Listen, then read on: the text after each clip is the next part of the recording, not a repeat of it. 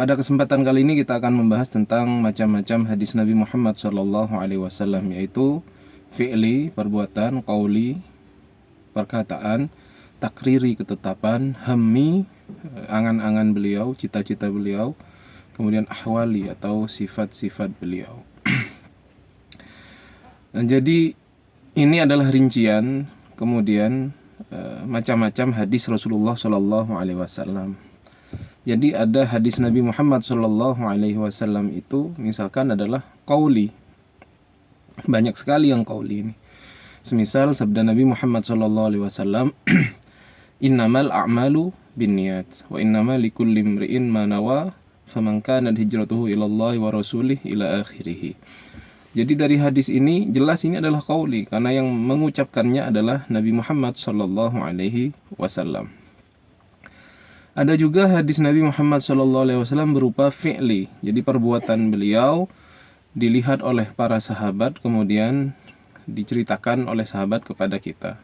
Misalkan, kana Nabi SAW idza shalla rak'atail fajr ittaja'a ala shikhihi al-aiman.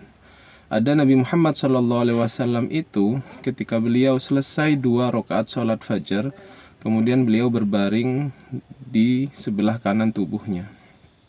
Ini kan perbuatan Nabi yang kemudian diceritakan oleh sahabat kepada kita. Itu ketika beliau selesai sholat 2 rakaat fajar, kemudian beliau berbaring ke sebelah kanan daripada tubuhnya. Ada juga kemudian takrir, ketetapan beliau. Misalkan Nabi Muhammad SAW dihidangkan kepada beliau sejenis makanan dhab, yaitu sejenis kadal yang ada di Saudi Arabia. Nah, kemudian beliau ketika hendak mengambilnya, salah satu sahabat ada yang mengatakan, ya Rasulullah, itu adalah daging dhab. Kemudian beliau mengurungkan niatnya untuk mengambil daging tersebut. Apakah haram ya Rasulullah dhab itu? Kata sahabat yang lain, tidak, cuman ini kemudian tidak menjadi makanan yang biasa di kaumku.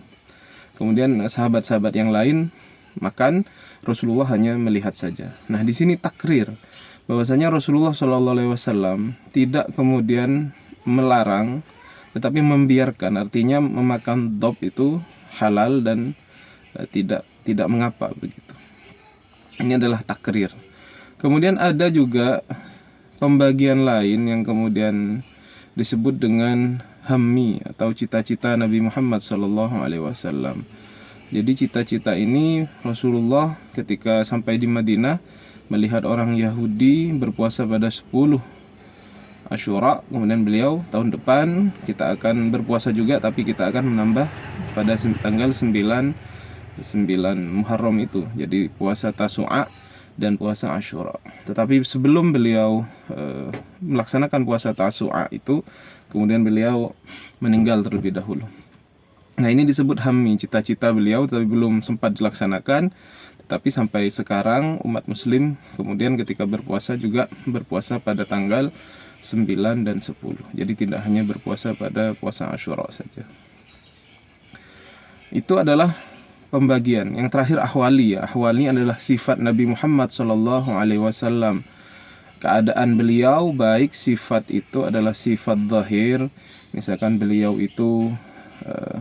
adalah orangnya tinggi begitu ya, tapi tidak kemudian tinggi jangkung dan juga tidak kemudian pendek seperti orang yang sangat pendek, tidak. Tapi tingginya tinggi bagus, tinggi di atas rata-rata begitu. Tapi tidak sampai jangkung. Ini adalah sifat-sifat zahir daripada Nabi Muhammad SAW. Ada juga kemudian sifat-sifat yang khuluq, ya, akhlak beliau. Misalkan Nabi Muhammad SAW adalah orang yang paling suka tersenyum, misalkan.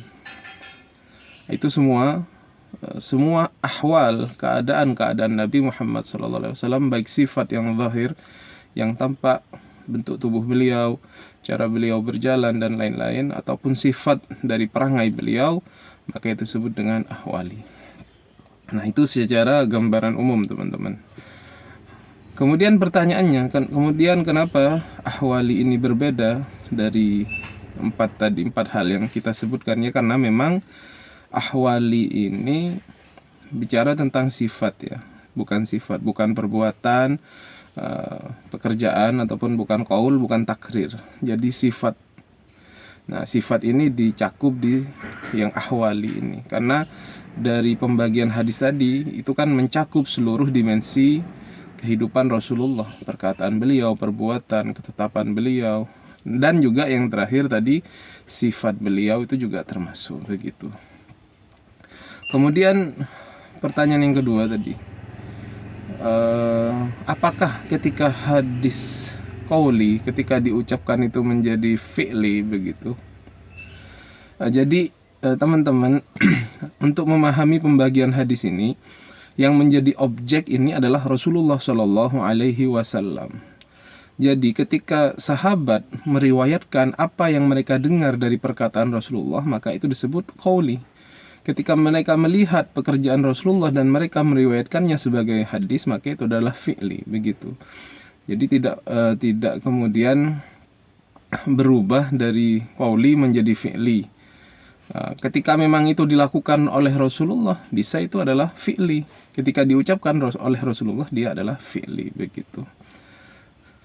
Jadi tidak kemudian dia bisa berubah dari fi'li, dari qauli menjadi fi'li ketika dipraktekkan oleh orang lain, tidak. Yang menjadi objek di sini adalah Rasulullah. Ketika dinisbahkan kepada Rasulullah yang berasal dari perkataan beliau, maka kita sebut dia adalah qauli. Adapun apabila kita sandarkan kepada Nabi Muhammad dan ketika beliau mengerjakan itu, maka disebut dengan fi'li begitu. Kriterianya apa pembagian ini? Ya, pembagian mencakup seluruh dimensi hadis-hadis Rasulullah. Ketika diteliti, ya semua mencakup hal ini. Jadi semua perkataan Nabi itu hadis, semua perbuatan Nabi itu hadis, semua ketetapan Nabi itu hadis, sifat Nabi hadis, ataupun angan-angan Nabi itu adalah hadis, cita-cita Nabi adalah hadis.